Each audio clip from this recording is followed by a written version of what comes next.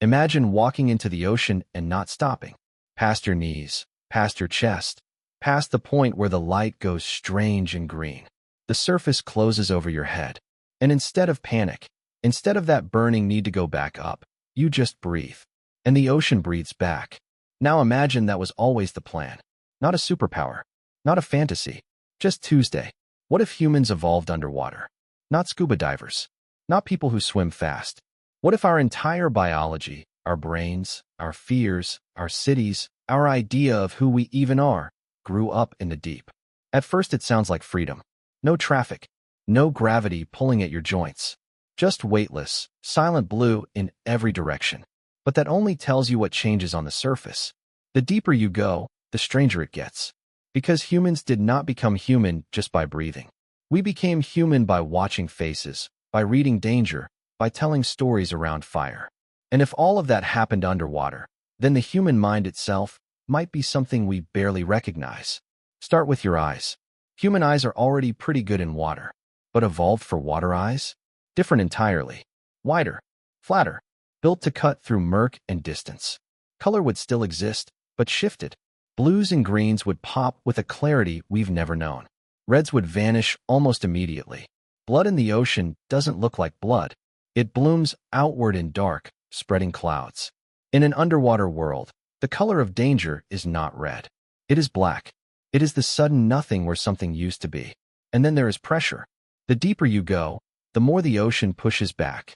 Every 33 feet, the pressure doubles. An evolved underwater human would feel this the way we feel sunlight. A gentle background weight that means you are exactly where you belong. Depth would not be terrifying. It would feel like coming home. Maybe the most peaceful moment in their lives would be sinking into a dark trench, the pressure wrapping around them like a familiar hand. And the world would get very, very quiet.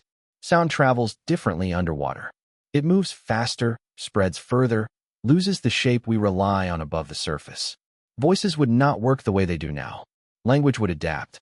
Click-based, frequency-based, something closer to whale song than conversation. A nocturnal human might learn to read your sound in the dark. An underwater human might learn to read your frequency in the deep. Maybe friendship would not mean, I recognize your face. Maybe it would mean, I know your frequency across a mile of open water. Now here is where things change. Because the ocean is not peaceful. Not really. It is the largest predator arena on the planet. It is where ambush evolved to its purest form. You cannot see behind you in every direction. You cannot hear the approach of something moving without vibration. Darkness arrives not with sunset, but with depth. And depth is everywhere. It is always just below you. The underwater human would not be free of fear. They would be fluent in it. Their brain would be wired to read pressure changes, to notice when the water goes still, to feel the approach of something massive before they could ever see it. Every meal could be interrupted. Every open stretch of water would be a negotiation. And this is exactly where culture would be born. Because fear shared in the dark is what first made humans human. Around a fire, stories spread. Underwater, something different. Signals. Patterns. A rapid burst of clicks meaning something is behind you. A low thrumming frequency that means stay close.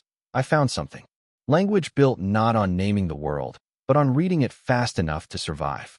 Their storytelling might not use words at all. It might be gesture, vibration, a pattern tapped against stone that carries meaning through the rock itself. And then there is the surface.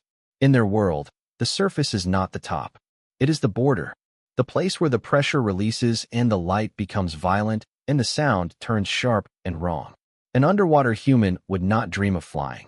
They would fear the surface the way we fear the edge of a cliff. Exposed. Thin. Too bright. Too loud.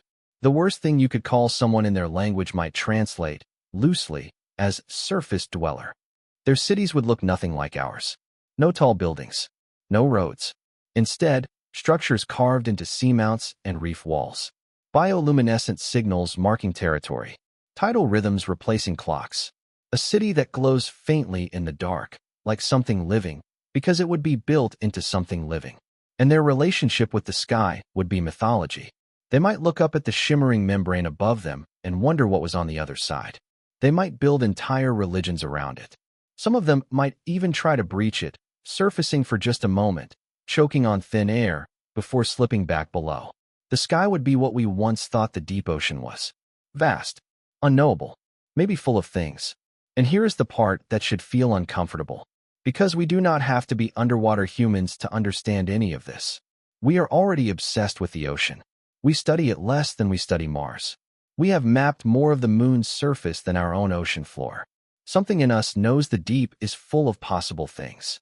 At night, when the world gets quiet, when pressure lifts and sound fades, people confess things they would never say in daylight. They sink into thoughts they spent all day avoiding. Maybe that is what the ocean already is for us.